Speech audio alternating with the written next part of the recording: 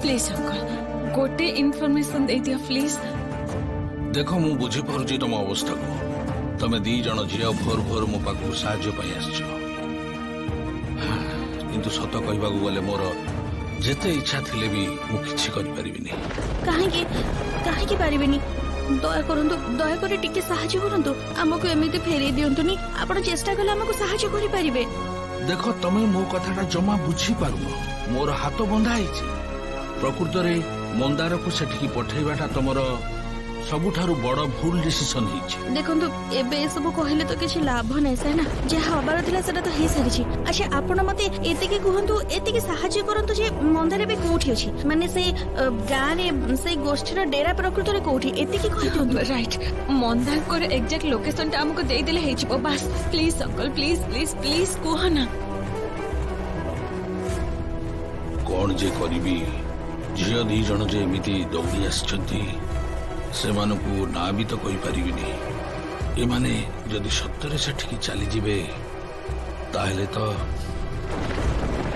आपण ते कोन भाबुचंती कहंतु। गोटे मिनिट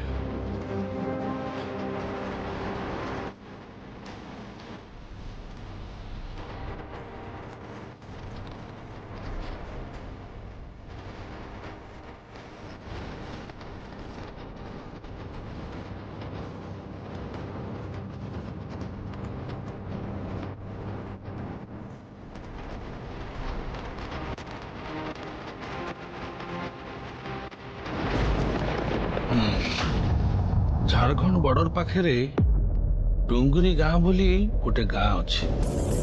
डुंगुरी गाँ मंदार मंदार सेठी अछंती तो डुंगरी गाँव आख पाखे अनेक जंगल अच्छे सेठी ए गोष्ठीर लोक माने रही थांती मझिरे मझिरे से माने गाँ को जीवा आसिबा करती